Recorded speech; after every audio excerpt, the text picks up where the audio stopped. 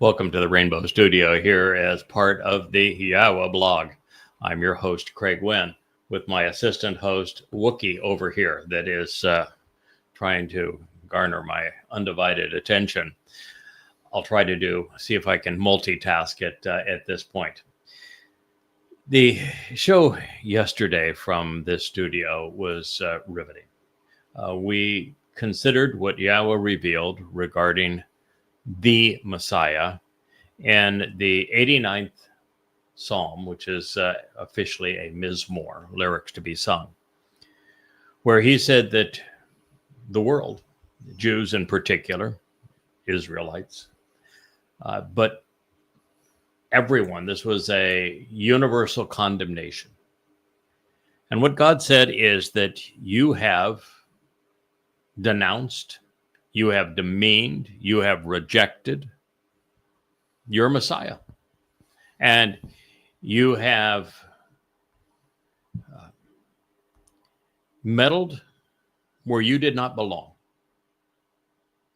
And in so saying that, when the entire Mizmor is dedicated to a singular individual, the very Son of God, the former and returning king, David, who Yahweh expressly said was the Messiah, naming him. Therefore, in one verse of one psalm, God completely denounced and obliterated the religions of Judaism, Christianity, and Islam.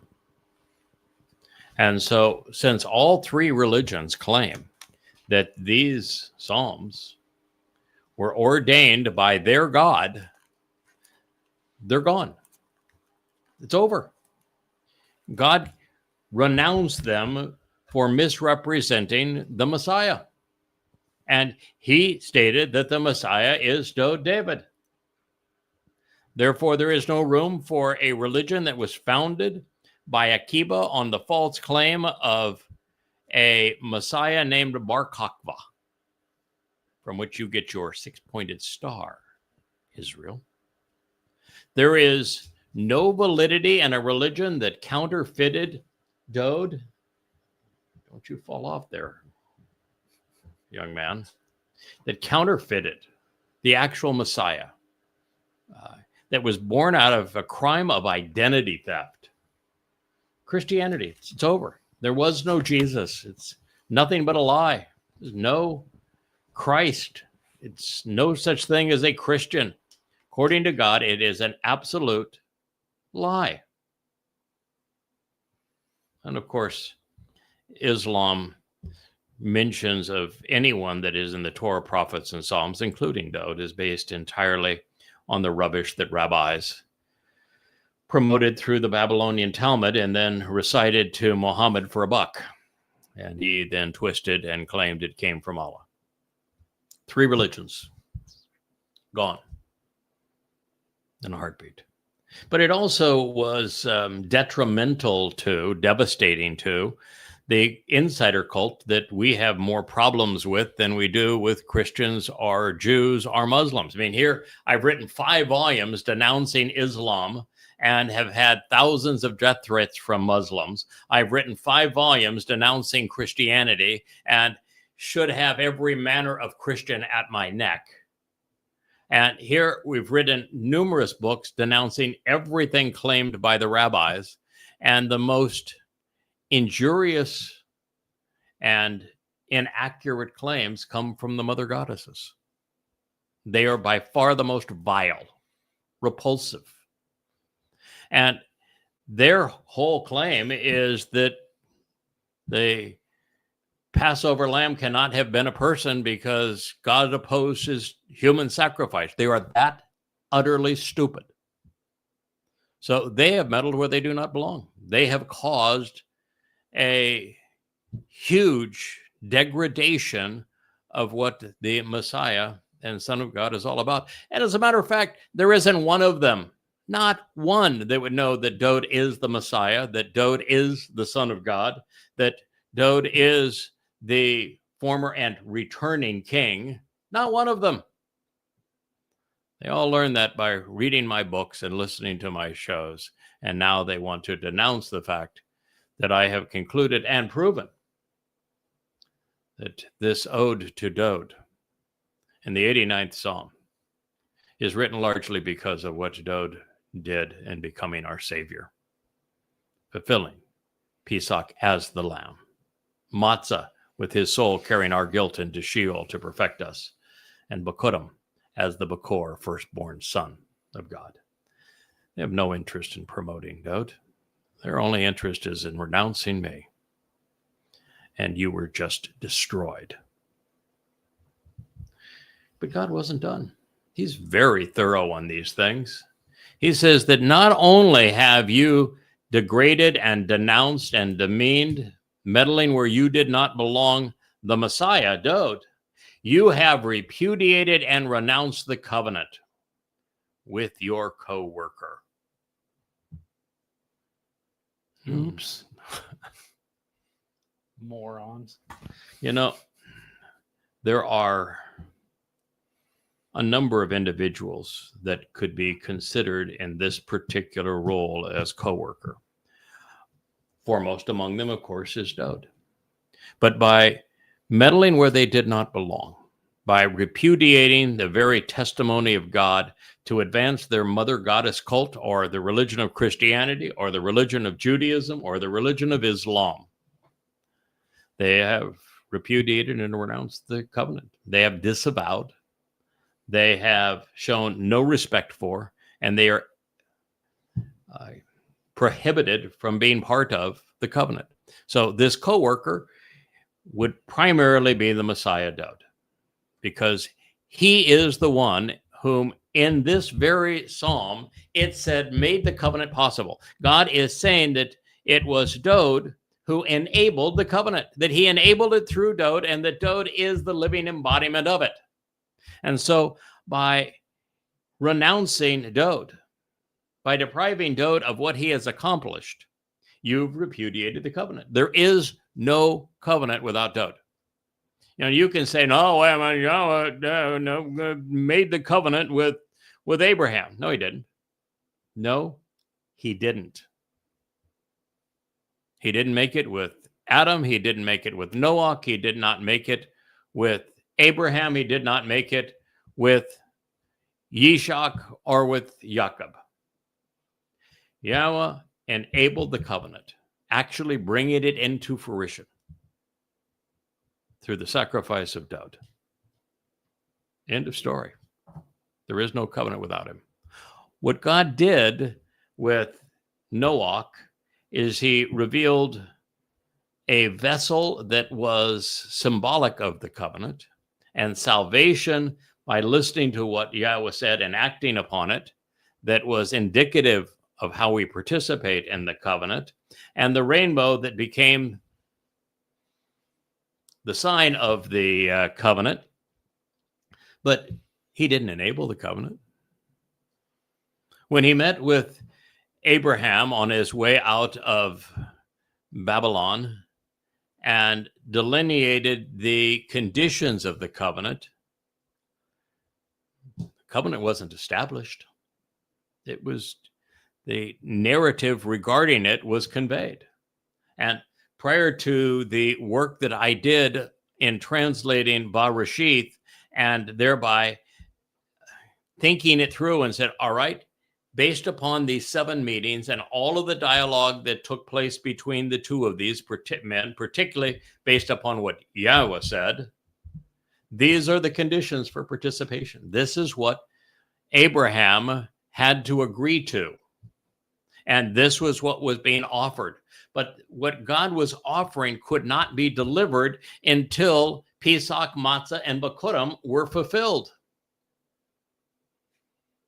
So, if you repudiate anything Dode has done, including serving as the Passover lamb, including carrying our guilt into Sheol to deposit it there so that it is never seen again, which once again, no one on earth would have known prior to the time that I revealed that he did that. I mean, there's 2 things. Serving as the Passover lamb in 33 CE, which I not only revealed but proved.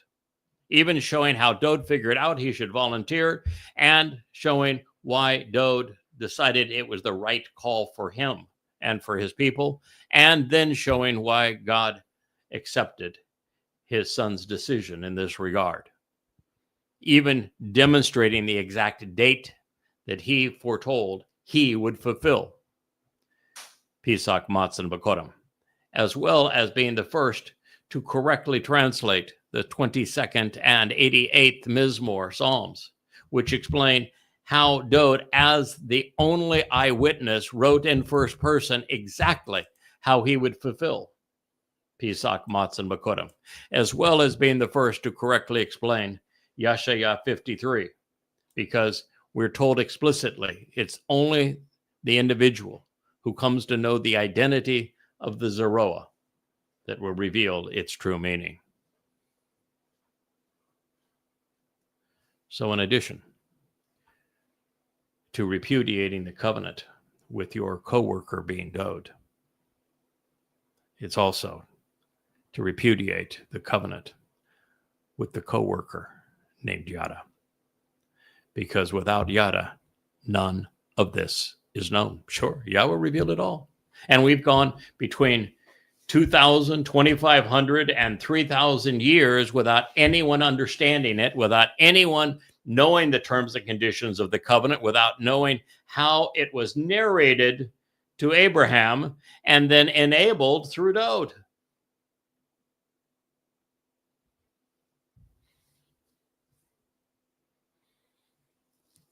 So, when I say that there is a 0% chance that any Christian is in heaven, that any Muslim will ever enter heaven, that any practitioner or advocate of Judaism will ever enter heaven, or that there is any chance that any of the mother goddesses will ever see heaven, I know what I'm talking about. They have repudiated the covenant. They have renounced it. They have disavowed the covenant with your coworker, the one doing the work as the official advisor.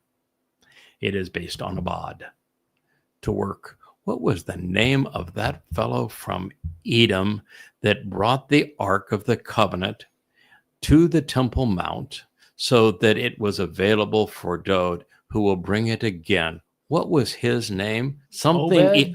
Obed.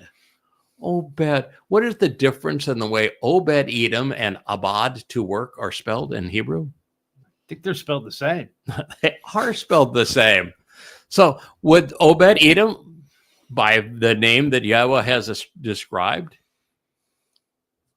be the co-worker in addition to Dode? Is it possible that these two fellows have collaborated? That makes logical sense.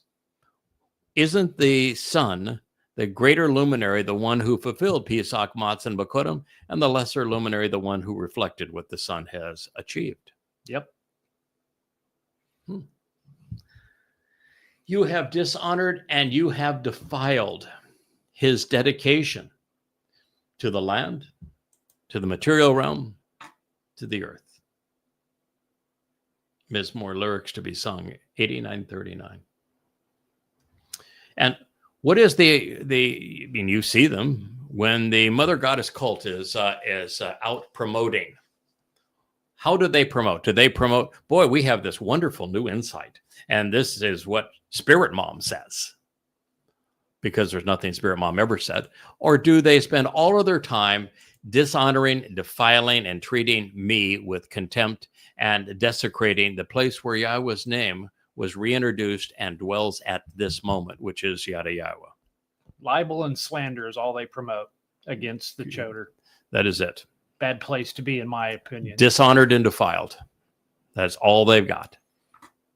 Why? Because they know what I represent. They know what I've written is true. And they know that based upon it, they have written their own ticket to Sheol. And they don't like that. So all they've got is to repudiate everything they once held as true so that they can claim, for the moment, that they've not written their own ticket to Sheol, but they have. Oh yeah, God is not pleased about this. Didn't Amos already should tell us that? what their position is. Can't Yeah. be talking about us. Oh, I recently, because the mother goddess herself was so vile, claiming that she was a victim and that I victimized her when in fact I was the nicest person ever to her, and gave her bunches of money to try to help her, lots of personal accolades and protection trying to help her. And then she was the one who repaid my kindness with being vile against me. And yet she's the one who wants to pretend that she's the little victim and that she now wants to protect all the other little victims, none of which I ever even knew, who I only came to be aware of because their first communication with me was to renounce me, even though they had no idea who I was. And I had no interaction with them. But because of this, and the last time that they posted, I think it was a fellow that wanted to die on the hill of modesty. Yep. An old guy.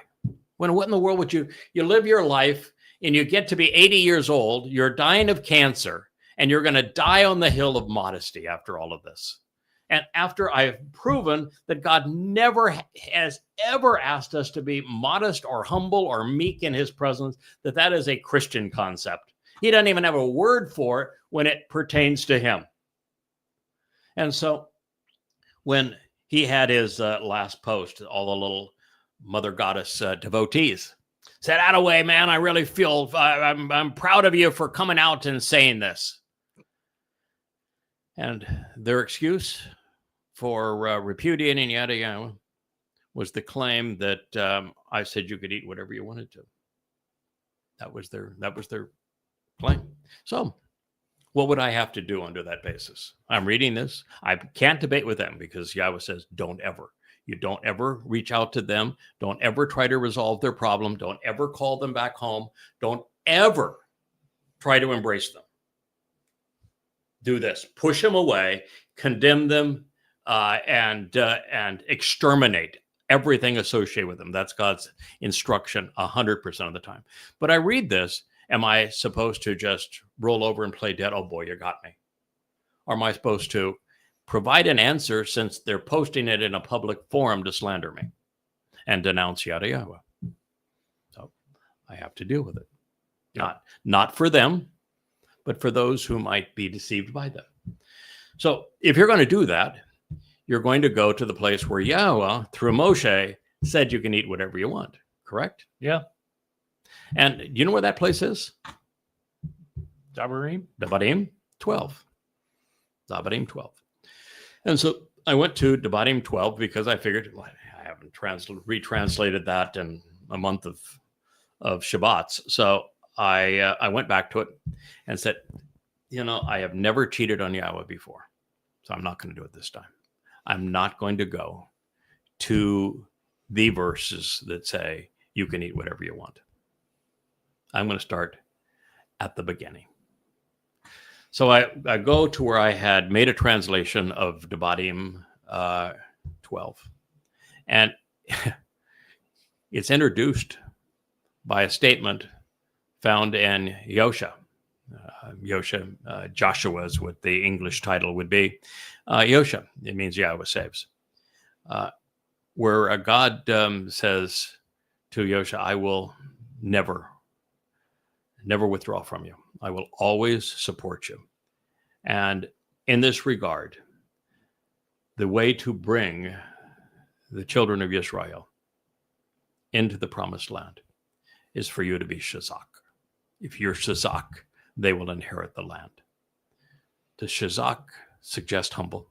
No. Meek? No, not even wimpy? Close.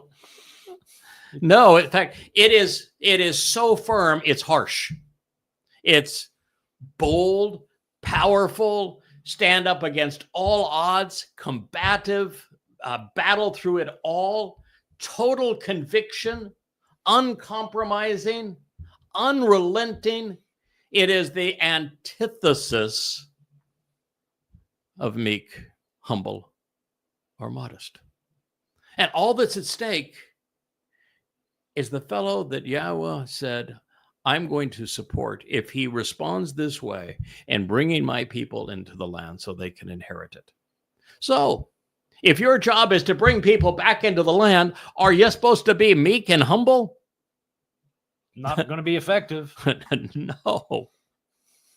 Absolutely, unequivocally not. And so to find that as the first citation in this presentation, you're going, okay, I remember that from a while ago. Shazak is a really powerful term. One of my favorites. It appears everywhere as it relates to God's approach to drawing his people out of bad situations and bringing them home.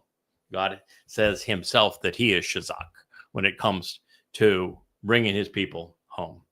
And so if God is Shazak and he told Yosha ben Nun that the only way we're going to make this happen is for you to be Shazak, wouldn't it make sense that we should be bold? Absolutely. So why did a fellow named Roger decide he would denounce me and call me a liar and attack me viciously based upon the myth that we're supposed to be humble? Because religion's a hell of a drug.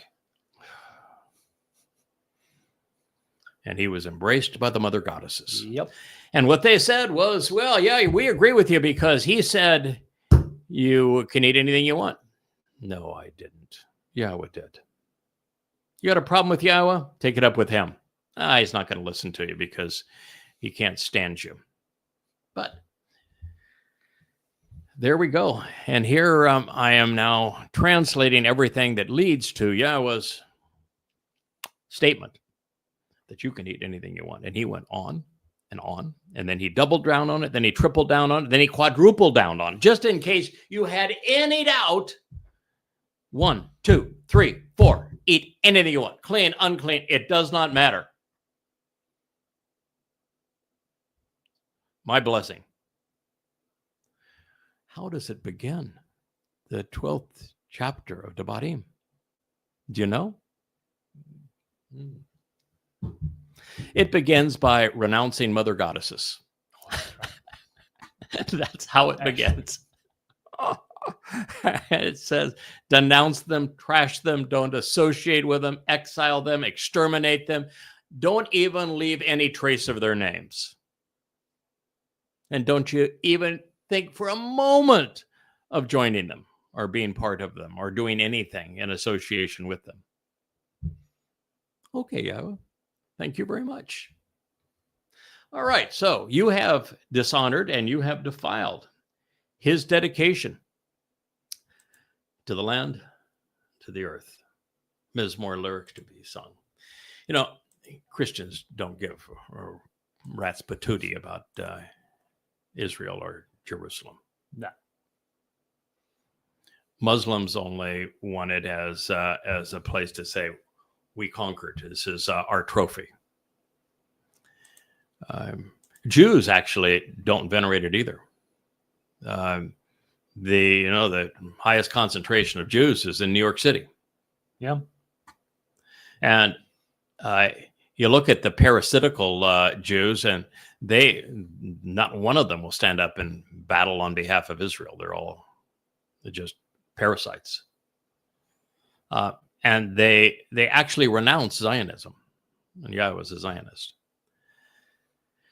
And so there aren't very many people that have a genuine dedication to the land. We can go back to our mother goddesses, since they are the most annoying currently. That's the big thing about them. They don't give a hoot about Israel. All they care about is themselves. Shabuah, that's our harvest. Why? Because it doesn't pertain to those dastardly Jews, because they've got teruah. We don't want anything to do with teruah. Shabuah is our harvest. Oh, no, it's not. Shabuah happens to be a Bakurim harvest of standing and upright grain, and it is directly associated with one's involvement and support of Israel. Huh. Jews. Funny how that works. Yeah.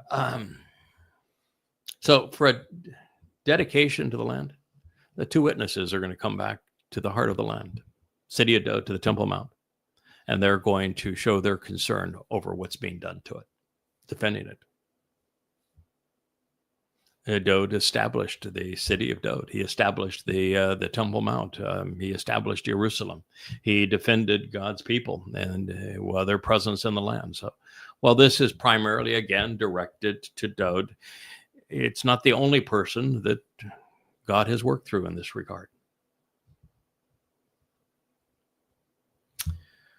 But the bottom line here is when Dod is renounced, so are the Moedim he fulfilled. And the covenant he enabled. When Dod is dishonored, the land to which he was devoted suffers. Yahweh's point, and as God, he can be trusted in this regard. There is an inseparable connection between snubbing and passing over the Messiah, David, and desecrating the covenant.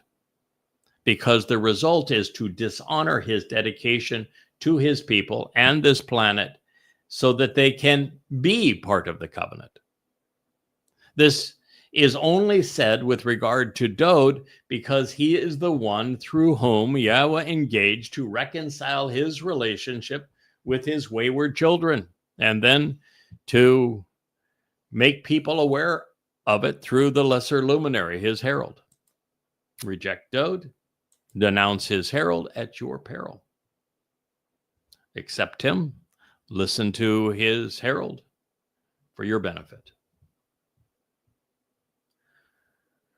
What I don't understand, and I don't think Yahweh does either, is with the conditions of his covenant so liberating and uplifting, so beneficial, and the value of the covenant so enriching and empowering, and with him proving that his promises are reliable, why disavow and replace what God is offering through his chosen Messiah with a replacement Messiah, not one, but three?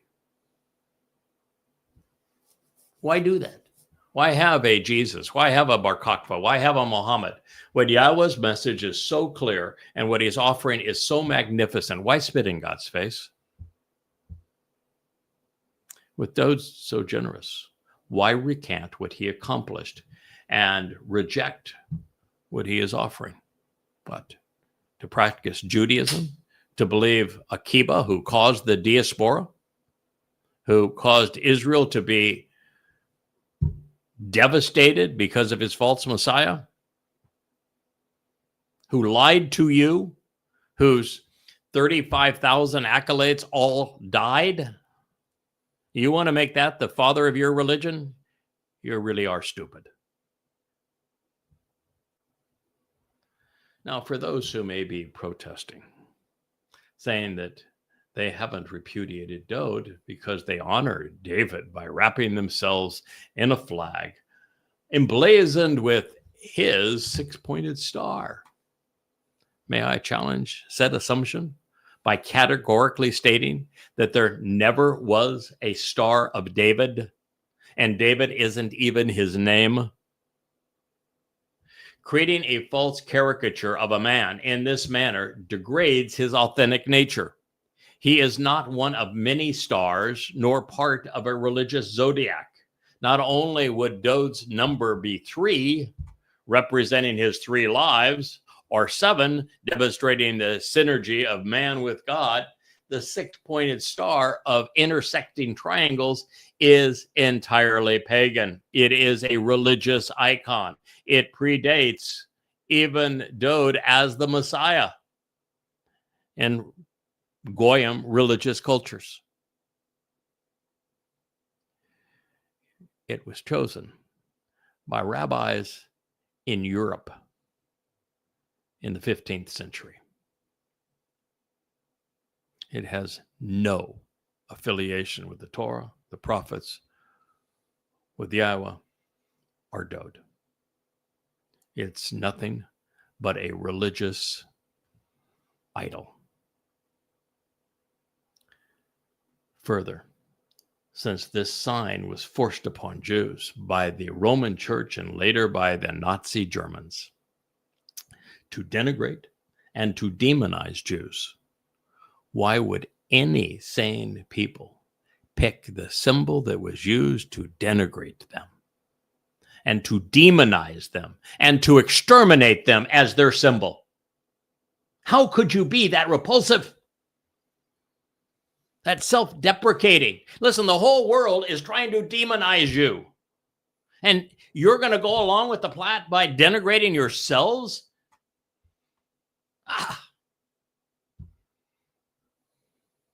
You want to play all pious and write G-D or say Hashem, and yet you got a religious icon. What in the hell is wrong with you?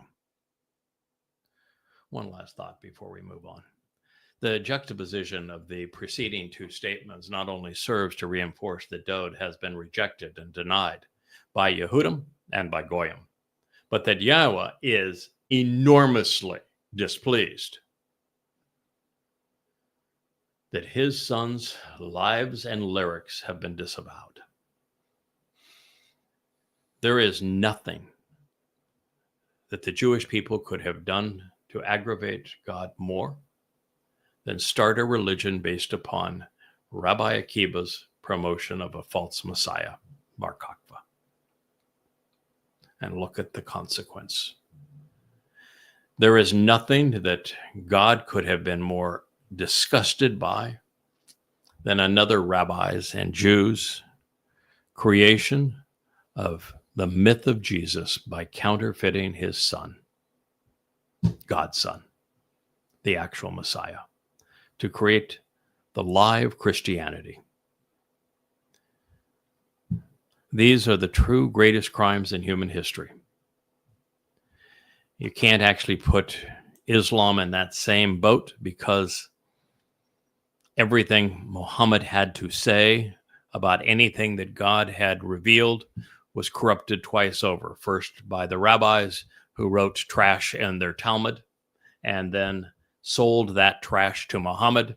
And then Muhammad, as he perverted and twisted what they told him to serve his particular interest, and then claimed that it came from Allah.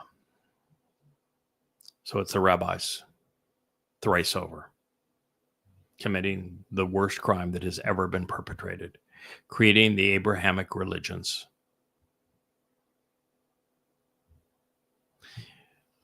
You deserve the fate of the Abraham Accords, Israel.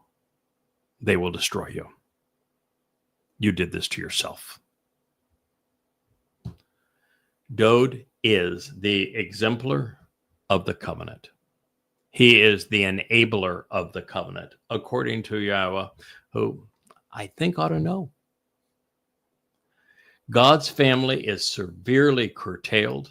In fact, it doesn't exist without the Messiah's contributions to it. And this serves to affirm the Zeroah's, the sacrificial lamb's fulfillment of the first three Mikre, which provide the benefits of the Bereth. Now, a little explanation here might be helpful as we consider this next statement.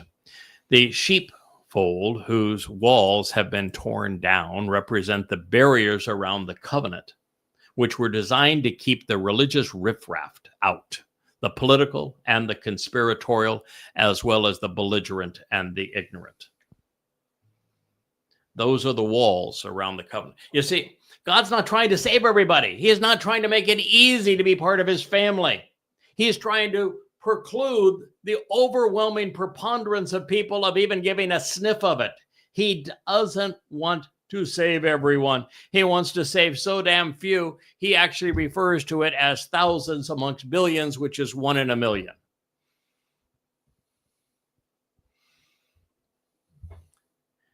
And yet, we find so many tearing those walls down that were designed to keep the riffraff out. And as much as my job is to share with you the conditions and the benefits of the covenant and how they're achieved through the Moed Mikre and how they were delivered by Dowd, it is also my job to be exceedingly harsh, Shazak, on those who want to twist any of them for their personal benefit and to tear down those walls which must be established to keep the conspiratorial and the religious out. God reveals, you have broken down and you have destroyed. You have parats, breached in hostility, shattering, negatively impacting with your opposition to his entire sheepfold and all of its walls, Kol Gadara, Hugh, the entirety of his protective enclosure and its hedges from Gadar, the fences that have been put around the way he constructed it. You have caused the undoing and the degradation and destruction of his fortifications. Mizmor Psalm 89:40. I know that most people can't process this because you've been hoodwinked by religion to say, God loves all the little children. He's calling all the little children to him. God is love. God is merciful. Just believe and you go to heaven. Bull. God is not forgiving. God is not all loving. And he doesn't want even a tiny minority to be part of his covenant family. He wants to be restrictive. Walls, fortifications, fences are all around the covenant. My job is to explain the doorway in and then to stand there as a guard so that those who do not belong don't get in. That is the job. And everyone wants to tear it down. Everybody wants to claim that their way is the right way and nobody can tell them where their soul is going. Oh, yeah, we can. Because Yahweh did. You tear down the fortifications around this covenant. You chip away at what Dode accomplished. You negate in any way any one of the terms or conditions of the covenant, which nobody, by the way, would have known until yada yada. Or how those are fulfilled through the Moed Mikra, which no one would have known until yada yada. So by renouncing yada yada, what are you doing? Tearing down walls. Tearing them down. I wouldn't want to be in that position. Oh my God. It's the only place in 2,500 years that has actually explained the terms and conditions of the covenant, the benefits of the covenant, and how they're delivered through the Moed Mikra, and who performed to enable that result.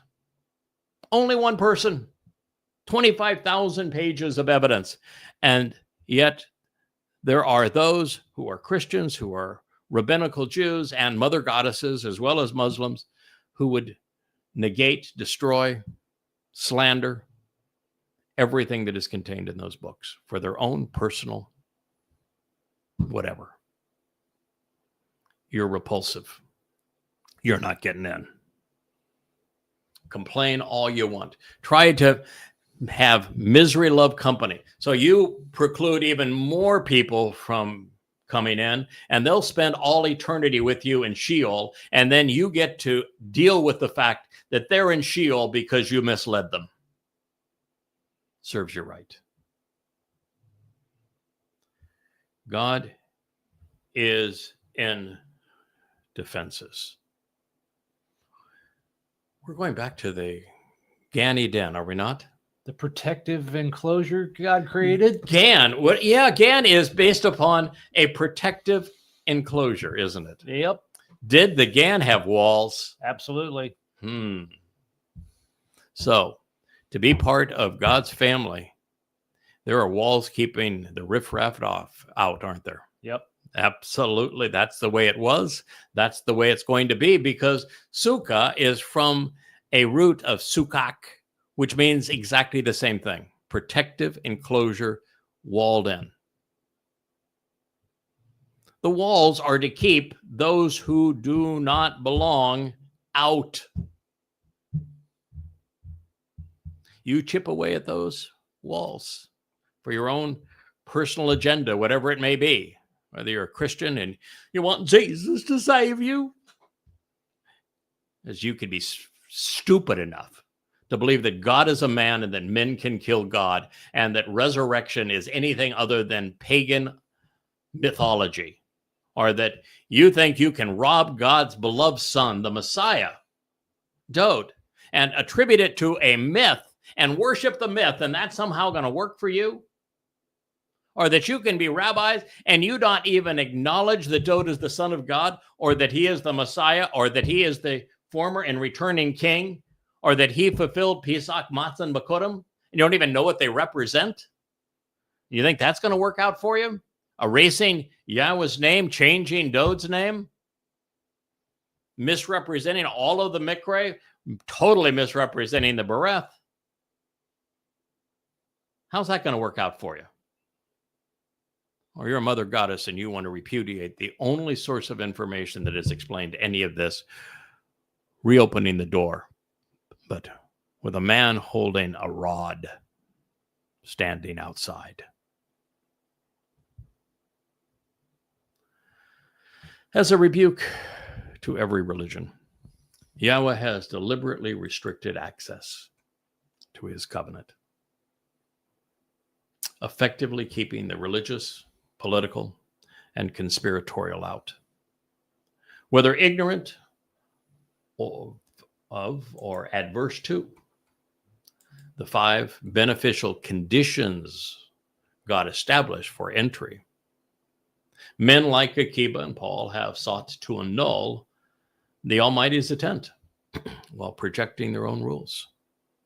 Now, this has been, with the Mother Goddess cult, their primary argument, that even by renouncing me as God's chosen implement in this case, by renouncing the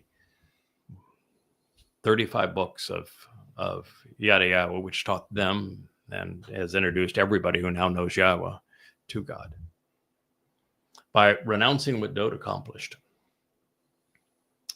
that they still get to be covenant, that they still get into Shemaim. But you can't break all of God's rules and have that happen. You can't demean God and say that there is a mommy goddess and that you speak for Spirit Mom and get in. You're making up your own rules and they won't work. Now, if I may share an insight worth considering, the Garden of Eden had walls, just as Rich has advised. They were not there to keep Adam and Chawah locked inside as if they were prisoners, but instead to keep the rest of humankind out, because they were religious and they were vicious and they did not belong. The Gan protective garden enclosure of Eden of great joy was, as the name implies, fun, because the curmudgeons were excluded. Those who would slander the one who reintroduced God's name and denounce the book that bears his name are not allowed, because they're jerks, because they're embittered and rebellious and repulsive. As with Eden, so will be Shemaim. As was God's relationship with Dowd, so will it be with all of the covenant's children. That is why this Mizmor psalm is so important.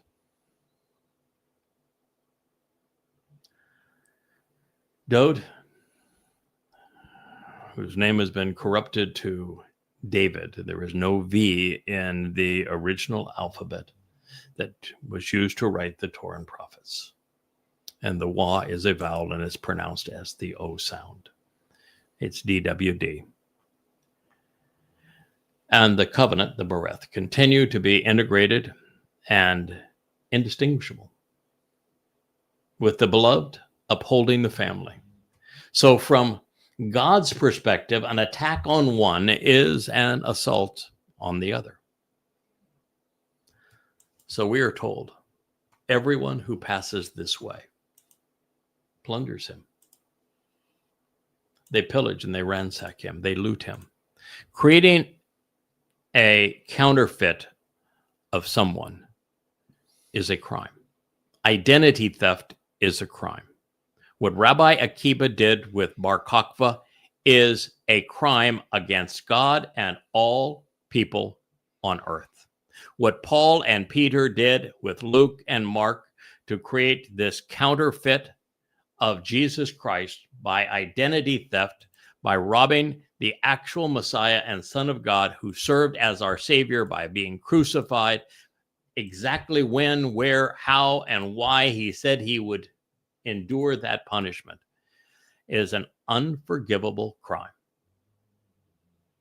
Absolutely, unequivocally blocking all access to heaven and to Yahweh. And for those who promote it, it's assured entry into an eternity in hell. You have been forewarned. Do with that information as you will. All who pass this way plunder him. He has become scorned and abusively ridiculed, defiled and unbraided, as has his Bashar herald, as has the lesser luminary of the greater luminary, as has God's more recent Ebed co-worker, by those who claim some affinity with him. Wow. Yeah, Christians, they like the little boy that tossed the stone. They just love the house of Dode, which doesn't even have 1/10 of 1% right on the video. They love his title, his distinction as the Son of God. They just don't want to attribute anything to him. They love robbing him. So they have an affinity with him. The crook has an affinity with the source of the crook's stolen goods, don't they? It gives them this veil of credibility. And of course, Jews say they have a Star of David. So they claim to have an affinity with him, while they absolutely denounce and degrade him.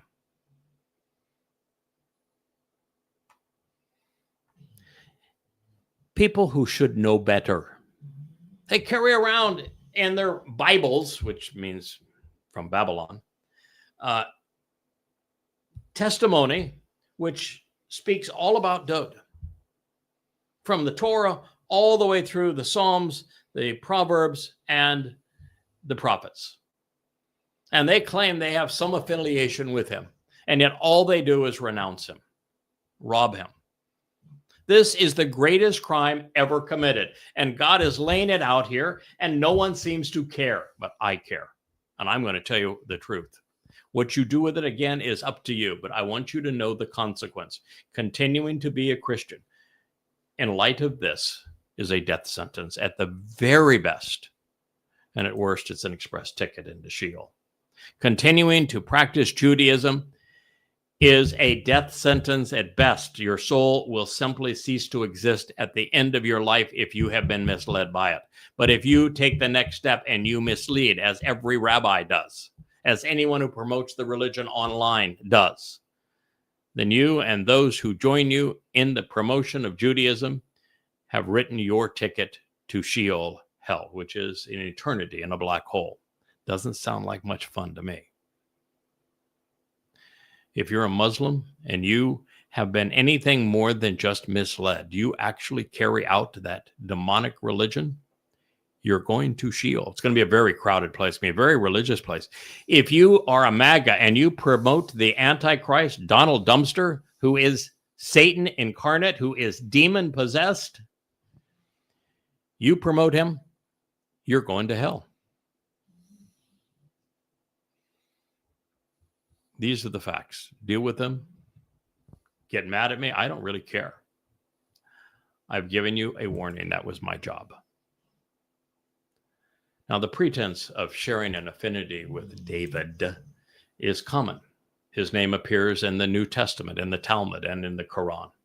Similarly, Christians, Jews, and Muslims with wholly contradictory belief systems all claim to be Abrahamic religions, even though they degrade Abraham's legacy.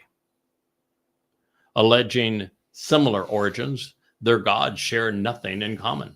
Christians are particularly guilty, lugging around an Old Testament, as they call it, with its tribute to Dode, to David, adjacent to their revisionist counterfeit, which plunders his legacy.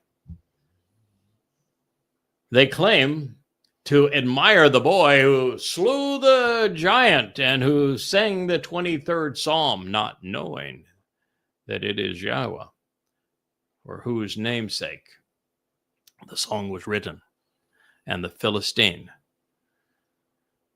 who performed that first prostration on behalf of Islam. The first faceplant, that was Goliath. He set the model that the Philistines, now Palestinians, will follow. That gives them something to look forward to. Look, something to understand their history. They want to be Palestinians. The first Palestinian to do the prostration nose plant, that was Goliath. He, by the way, got his head handed to him. Not that he could do much with it at that point. You film-mouthed, uncircumcised Philistine. Then, of course, in that they blame Jews for all of their problems. They deny that he was the Messiah and King, who was the most Yehud of all men. Even in the Quran, there is an entire surah that is devoted to Dawood. The only problem is that this imposter was a Muslim and worshipped Allah. Well, that and scores of stories attributed to him were, I don't know if you want to say inane or insane. I think both fit. So now confronted with the Dead Sea Scrolls and a parchment, memorializing.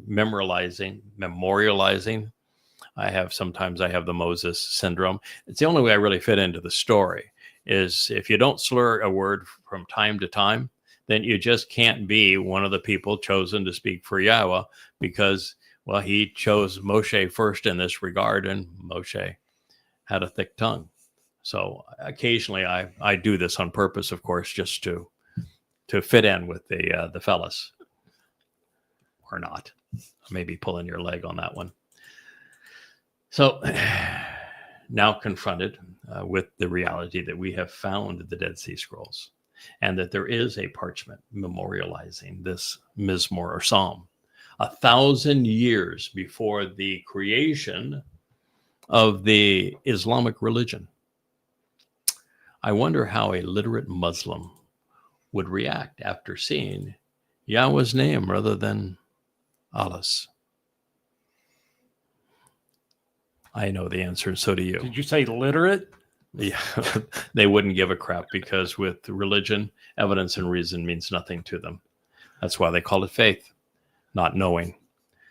Many of those who pass this way ransack the covenant, ridiculing everything Dode represents by taking it from him and giving it to themselves or others. They jeopardize countless lives by flagrantly falsifying the Messiah's identity and contribution to the covenant.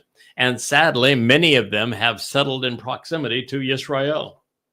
Today, we know them as the practitioners of Judaism, Christianity, and Islam, with their delusions coming to roost where they clearly do not belong.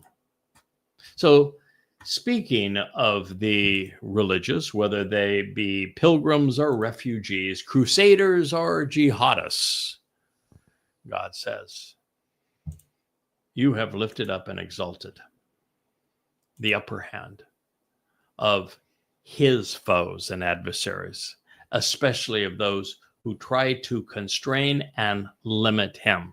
Tsar. You have caused all of those who demonstrate animosity and rancor to him to be delighted. Oh, you don't want God saying that of you. Psalm 89:42. But such is the nature of Judaism, Islam, Christianity, and the mommy goddess cult. They hate it, by the way, when I call them the mommy goddess cult. But you've read, because one of them was actually sent to you, but I have published all of their initial letters, and all say the exact same thing, that they're going off and going to be separate because they have found Spirit Mom. And they think that because I didn't make a big enough deal about the existence of Spirit Mom and what she has to say, that many people are going to die unless they advocate on behalf and speak for Spirit Mom. So, would my calling them the mother goddess cult, which, by the way, Yahweh uses the same term, be accurate under those circumstances? Absolutely. So if they don't like it, stuff it. You bought it. You own it. You have lifted up and exalted the upper hand of Dode's, his foes and adversaries, especially those who try to constrain and limit him. Ooh, that's a really bad thing. Because when you ascribe what Dode has achieved and his accolades and what he will accomplish going forward to anyone other than him, and when you attack his herald, the lesser luminary reflecting his life, the very man who reintroduced him in the proper role, you are advancing the upper hand of Dode's foes, his adversary. Dode speaks throughout his Psalms, you emphatically denouncing those who seek to constrain him. And the only person for the last 2,500 to 3,000 years who has eliminated this, who has completely torn down all of the limitations, torn apart all of the limitations and oppositions that have narrowed the scope of Dode. This fellow here. Now you might say, well, you're taking credit for too much stuff. It's just the truth. There is no one else ever that has done any of these things. And so you attack Dode by creating the myth of a Jesus Christ. You attack Dode by creating the myth of his stupidity, this inane version of him in the Talmud that you sell to Muhammad and becomes part of the Quran. You parade under the banner of a religion that was started by a man who caused your misery through promoting a false Messiah. You denounce what Dode can achieve because you don't want a person fulfilling Passover. And then you attack the one person who has brought all of this to the forefront. And all you have done is aid and abet Dode's adversaries at a time of tremendous adversity, Sar. The time of Jacob's troubles, the time of Israel's troubles, it's Sar. The basis of the name Mitzrayim, describing Egypt, it's Sar. God is pulling people out of Sar. And if you want to stay there among those who oppress, who attack, who limit, who subjugate, who demean, you're welcome to do so, but you need to know the consequence. You have caused all of those who demonstrate animosity and rancor to him, Jews, Muslims, Christians, by denouncing him, by counterfeiting him, to be delighted. It played right into the hands of the adversary. You cannot create a mother goddess cult and to attack Yada Yahweh and Dode's herald, the Choder, without playing into the hands of Satan. It means that at the very core of the mother goddess cult is the adversary himself. Also means that Jesus Christ is Satan. Allah is Satan. Hashem is Satan. None of those three are Yahweh. They bear no resemblance to Yahweh. They bear a complete and total resemblance to Satan. Satan is the god of religion. Yahweh continues to be annoyed by what those who falsely claim to speak for him have done to denigrate his son and diminish all he has accomplished. And in the end, antagonizing God has never worked out well for anyone, nor will it ever. There will never be a conspiracy advocate, a Christian, a Muslim, or a practitioner of Judaism in heaven. Ever. So it is best if those who have been religious stop irritating God before it's too late. And as for Jews, they are guilty of giving the upper hand to Christianity by abandoning the Messiah and Son of God, and then to Islam by selling Muhammad the Talmud recitals he needed to make his Quran appear religious. You did it to yourselves. You created Judaism, Christianity, and Islam, all using replacement theology, or as I like to call it, replacement foolology.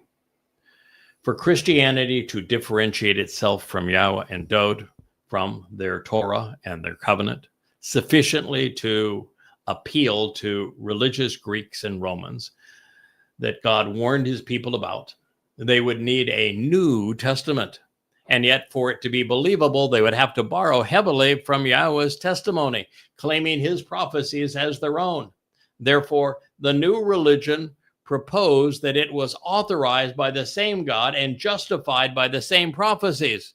But how is that possible when one proposition is so contrary to the other? If that were true, why did Paul and Peter and others have to contradict, have to misrepresent every citation that they pulled from the Torah and prophets? Why couldn't they cite any of them accurately? Why was Allah always unable to tell the truth? Why must rabbis continually lie? The answer for Christianity became replacement foolology. This sleight of hand wasn't simply about assigning the blessings and promises offered by God for Jews to the Gentiles who seek their eradication. It's about replacing one covenant with another, but mostly about substituting Jesus for Dode. Should you not concur, then do what I have done. After scrutinizing Paul's renunciation of Dode for the sake of his Jesus, go to any Christian site and read their assessment of the prophecies pertaining to David. Go do it. What you'll find is that Jesus isn't named in a single one of them. But every time Dode's name appears, Christians insist that it actually applies to Jesus, as if God didn't know the difference between the two names or was unaware of which one he anointed as his Messiah. To be a Christian, your God has to be really stupid. No, your God's no bigger than a man. As it turns out, your God was so inept, men could kill him. How's that working out for you? Oh, you want to pretend like you're a big, tough Christian? Go sick him on me. I beat him with the tip of my finger. Sick Allah on me. See how that worked for you, too. Really. He's not navalent in God's presence.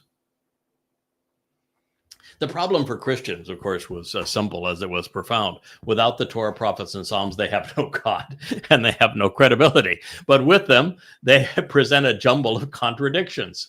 Their only hope was for people to be stupid enough to believe their lies and for the faith to occlude judgment.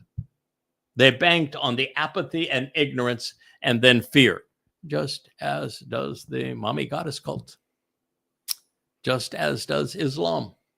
Just as does Judaism, which is why rabbis tell Jews not to go on the internet.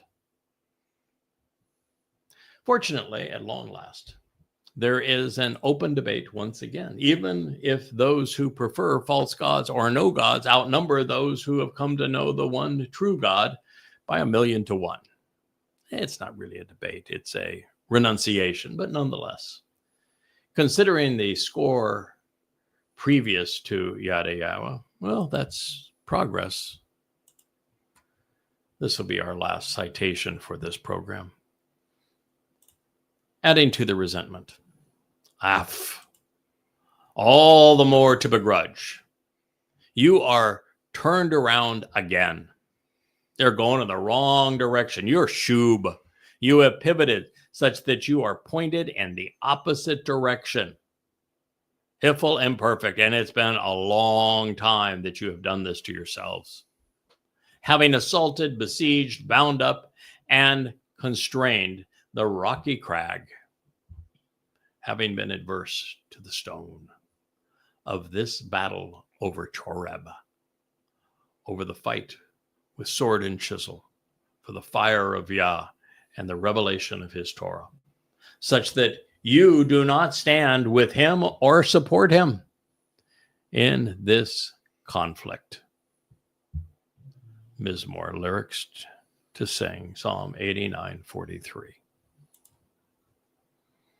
Just as I had foretold earlier, it's not just Dod. Yes, Dod did the heavy lifting. Yes, Dod is the chosen one. Yes, Dod is the most intelligent man who ever lived. Yes, Dod is the most courageous man who ever lived. Yes, Dod is the ultimate prophet. Dod is the Son of God. He is our Messiah. He is our former and returning king. Doesn't get any better than Dod.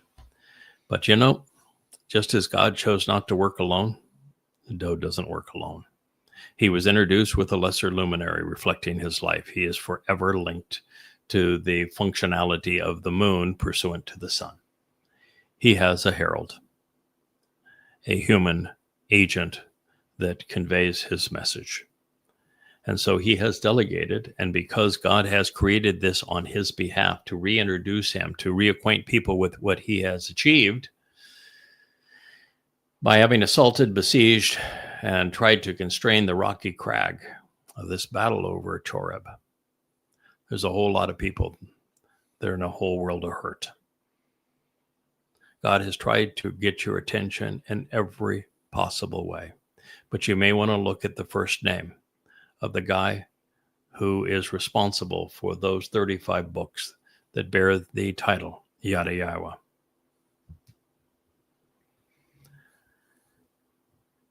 And as a result, you don't stand with me. You don't support me. If you don't stand with me, you do not support me at this time. You do not stand with Dod. You do not support him. And if you do not stand with Dod and support him, you do not stand with Yahweh. And you are in conflict with him. Not my rules, God's rules. I thank you for listening.